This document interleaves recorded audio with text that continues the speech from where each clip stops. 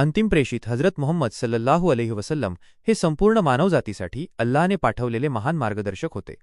त्यांचा जन्म इसवी सन 570 मध्ये मक्का या शहरात झाला।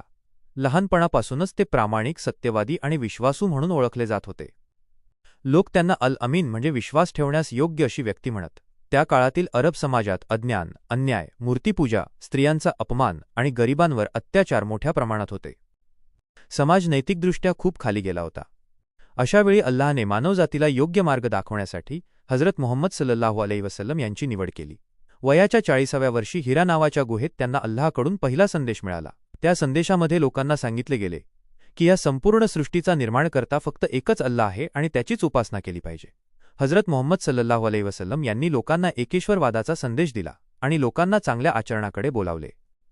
त्यांनी लोकांना सत्य बोलणे, प्रामाणिक राहणे, गरिबांची मदत करणे, अनाथांची काळजी घेणे आणि स्त्रियांशी सन्मानाने वागणे याचा उपदेश केला।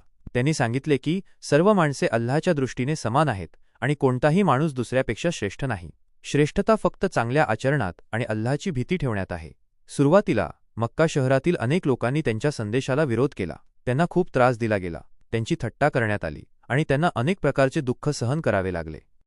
पण तरीही त्यांनी संयम, धैर्य आणि विश्वास यांसह अल्लाहचा संदेश लोकांपर्यंत पोहोचवणे सुरू ठेवले। शेवटी त्यांनी मक्का सोडून मदिना येथे स्थलांतर केले। त्या घटनेला हिजरत असे म्हणतात।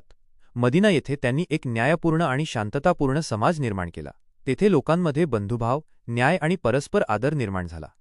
त्यांनी लोकांना शिकवले की माणसाने नेहमी सत्याचा मार्ग स्वीकारला पाहिजे आणि अन्यायापासून दूर राहिले पाहिजे।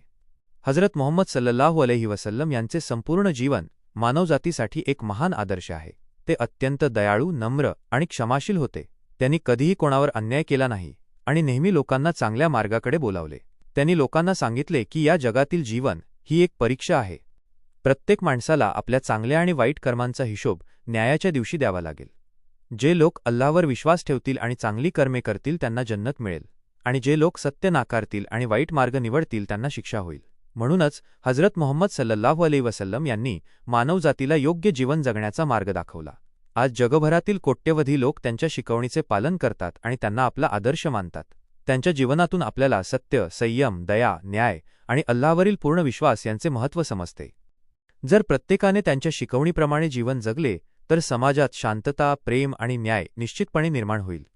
त्यामुळे हजरत मुहम्मद सल्लल्लाहु अलैहि वसल्लम हे केवळ मुसलमानांसाठीच नव्हे तर संपूर्ण मानवजातीसाठी एक महान मार्गदर्शक आणि आदर्श आहेत।